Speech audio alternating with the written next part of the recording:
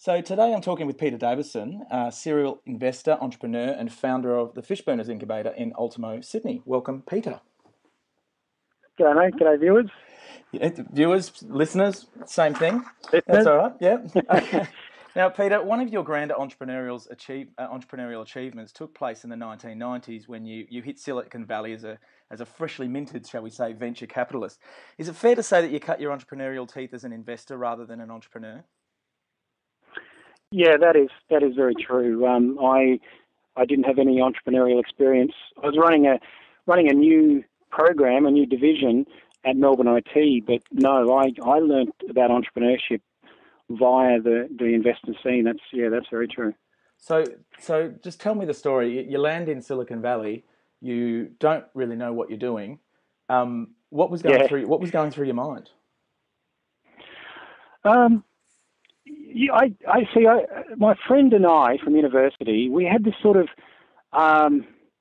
deep belief that we could apply our sort of our principles that we'd picked up doing a mathematics degree together. You know, mathematics gives you a kind of a real confidence that you understand the underlying truth. So whether that's true or not, that's what we believed. And we were, I'd never made an investment before, and we just went over there and, he had some money being a banker, and he just said, go look for deals. And I was looking for deals where nobody else was. That was our sort of philosophy. Look where nobody else is. As long as you understand the underlying processes going on, you can recognize companies anywhere, kids working out of the basement that investor wouldn't have seen. So it was just a really exciting time. We were full of self-belief. I was meeting guys that, no one else was talking to. It was just, just full of promise and we really thought we could make a difference in those early days. Yeah. Yeah. So when you were talking to these founders of their own little entrepreneurial startups in basements and all sorts of garages all around Silicon Valley, what did you look for the most? What sort of guided your gut feel? Well, first of all, it was that they had some kind of traction already. Okay. That something had been proven, even if they hadn't monetized it yet. So, for example, we talked to Justin Frankel from Nullsoft, who made Winamp, and no one was talking to him. It was sort of like MP3 stuff that was still kind of underground, but it was definitely, he had hundreds of thousands of viewers, of listeners and people who used his product. We were looking for something that nobody else was looking at, but had traction, had growth, and that needed what we thought were sort of a bunch of smart guys to come in to see how we could shape this and commercialize it. Except that's not true of PayPal. That's a whole different story. But maybe we can talk about that. That was the initial philosophy, to look for traction and something unusual. Well, I mean, we might as well talk about PayPal a little bit, because I think a lot of people know you as one of the original investors in PayPal. How did you stumble across them, and what made you sort of decide to invest with them? And was it one of your first investments, in fact? Yeah, they were our second investment. It was really, I was basically picking up magazines, looking for interesting people to talk to. I met this one guy called Steve Bennett, who ran his own sort of investment consultancy group, and I just thought I'd see what he was doing. He knew this guy from Stanford called Kevin Hartz, who incidentally is now the founder and CEO of Eventbrite. But at that stage, he was just finished his degree. He was involved in a couple of startups. Anyway, he desperately wanted to be an investor, and somehow we pulled off this illusion that we were investors. Anyone could be an investor, but he was keen on being an investor, and it was difficult to get into the investment scene. It was a bit elitist, and it was a bit, you had to be a basketball star as well as everything else. And he thought, okay, I'll go with these guys. They have a bit of money, and they're looking around. They seem fairly smart guys. And he knew a guy from his class at Stanford that was looking around. It was a very smart guy. He was a chess champion. And he said, well, look, he's looking for money. See if we can team up with this guy. And this guy was Peter Thiel. And Peter Thiel was running a sort of a fledgling hedge fund, but he wanted to move into this space because he understood this is where the money was.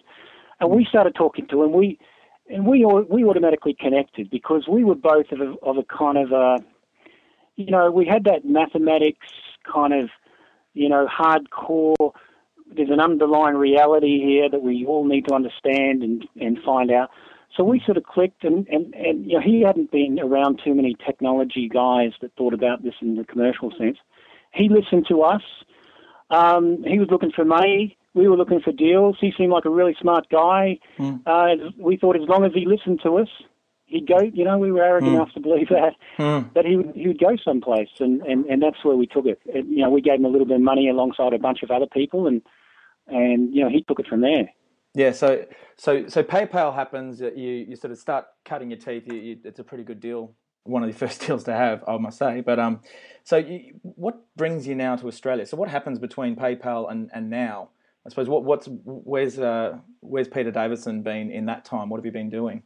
Yeah, well, that's an interesting story in itself. I mean, my life is a little bit like it feels like the movie Shine, where that the guy does something. Yeah. He's like, he does his big grand thing, and he comes back and he's a little bit depressed. He's already done something. He doesn't think he could ever top it.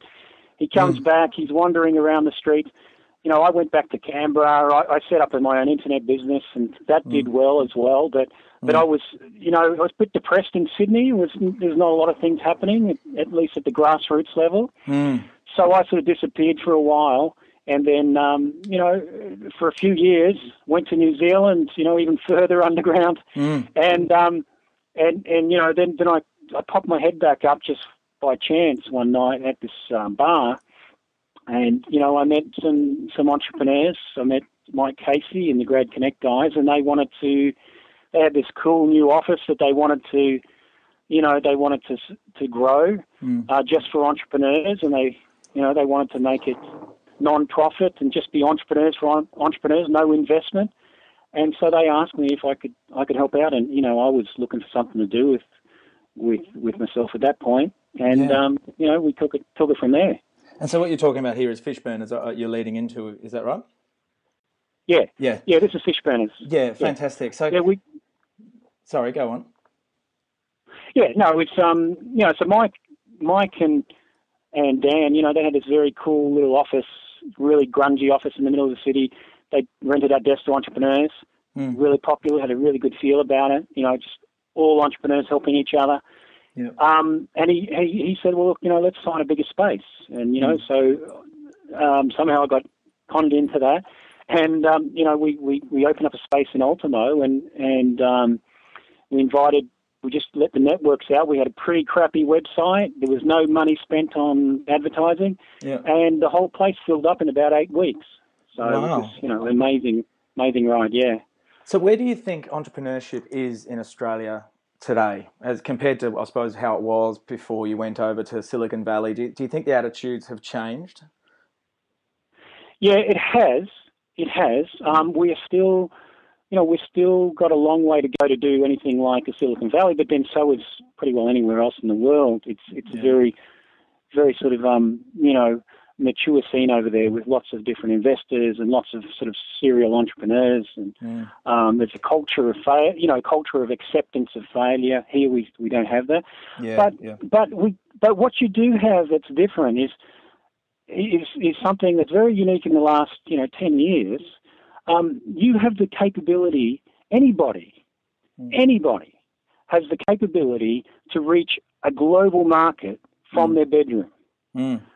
Anybody, and I'm talking people, who are living on the dole. Anybody has the ability to get a domain name, get some hosting, even free hosting, whatever. Pull things together, put up a website, and create a business that could potentially reach a very large audience. So that's reduced the barriers, the social barriers of having to know the right people here. Like it used to be a bit like that. But now I've met so many guys, that have just pulled out a business working from home just with an idea, they never got connected to anybody here in Sydney. And that's pretty exciting for anyone. So on top of that, you're getting a bunch of new investors coming into this field, mostly angels at this particular point. Yeah. And they're interested in having a shot at, early stage investment. You're getting more activity in that area, and you're getting more connectivity between people. So the people who are expressing an interest in entrepreneurship get a chance to meet other people who are doing the same thing, and rather than make the mistakes themselves, they're learning from each other.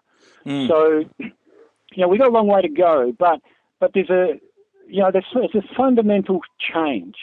Yeah. There is a definite fundamental change that's irreversible, and that's opened this up to just about anybody to start a business anywhere. So, that's a very promising sign for anybody. But particularly in Australia, where there is good signs of investment starting to pop up as well.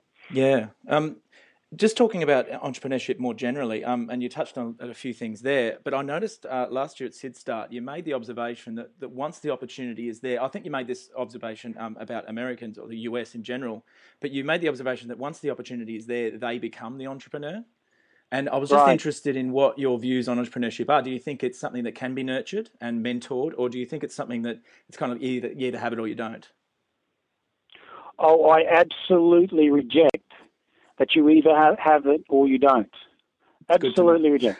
It's too much evidence, to see. You just need to immerse yourself with the sort of people that are doing these sort of things. If you're somebody that doesn't consider themselves a natural entrepreneur, someone's a bit risk taking. I found I'm not a natural entrepreneur. Okay, I'm not a natural investor. I was just someone who really wanted to get into the scene and thought I was pretty smart. And I just went out and did stuff. You see, it's not about who you are; it's about what you do, and it's about accepting, learning the failures you have as you stumble your way along. No way. I am a staunch, anybody can do this. And I've seen too many kids with parents who are public servants all their lives suddenly become, multimillionaires from their bedroom. You do need to have a sort of a nose for money and a nose for markets, but you can develop that. It's really an attitude that you take, and an attitude can be changed. So I'm totally big on the whole idea that you can learn how to be this. Yeah, no question. Yeah, I completely agree. Not that anybody cares what I think, but I completely agree. Just finishing up, leading into Fishburners, I'm getting the feeling that Fishburners was set up for that very reason. Am I right in assuming that the Fishburners was sort of set up as an incubator, a place to, I suppose, really nurture ideas through, so that people have the space and the freedom to be able to fail every once in a while and try things out. Is that what Fishburners is all about? Absolutely. See, I personally, I don't believe we're ready for an incubator model here. Because there's not enough failure around. There's not enough lessons being learned. So if you constrain somebody to a business model that you think is going to be a winner, if you're just picking winners, you rob that person of the chance to fail. And they work out the game of how to survive and how to please the incubator and the people there. I think you need a culture of learning and trying and being around people who've done it before. Yep. It's how I learnt. I was lucky just to bump into these people, and hassle them and try to learn as much as I could from them. So Fishburners is very much about this big open space where we just get people talking to each other, and it's my belief that, the people, when I go in there, everybody, I get hit up by a lot of people asking, what should I do? But the truth is that they learn more from each other than they do from some guy who's been out of the scene for a few years. They learn more from the person who's 6 months ahead of them. And it's about having respect for the knowledge of the person who might be sitting across the room. And we've had instances, of people getting together, that never met before. Like Nikki Durkin from 99 Dresses, she met someone in Fishburners, Peter Davison, a couple of weeks before they got accepted into Y Combinator. You know, just by having respect for what another person across the room knew, and having a need for that sort of person, and you know, and making it happen. It's exactly what it's about. It's about learning and collaborating, and you know, trying to shortcut some of the process of that learning by talking to people who are doing the very same thing. Yeah, and the name Fishburners, where did that come about? Where's the name? Oh man, that was well, we were trying to be a bit different, you know, trying to stand out a bit, but we also, you know, we thought we were kind of, you know, explorers.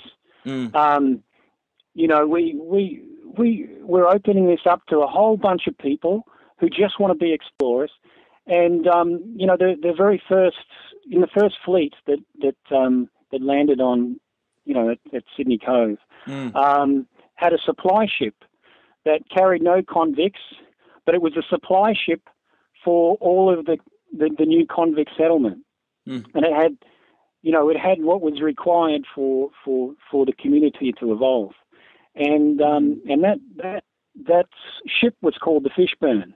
Wow. So we thought we'd call ourselves the Fishburners, and it also had that kind of, you know, where there's a lot of things you could do graphically, and you know, it sounded pretty cool, and so Fishburners somehow evolved from there. Oh, I think there's a lot of people who'll be wondering what the name meant. So I'm glad you were able to sum it up so quickly. I'm sure they will. Yeah, that was brilliant. Okay, so just to finish off, I suppose there's going to be quite a few people listening to this podcast thinking about the idea they have, perhaps the bedroom they're working out of, and thinking this all sounds great, and I want to be a part of it. I want to pick myself up and take my idea to the next level. And I'm thinking, okay, well, how can I get into Fishburners?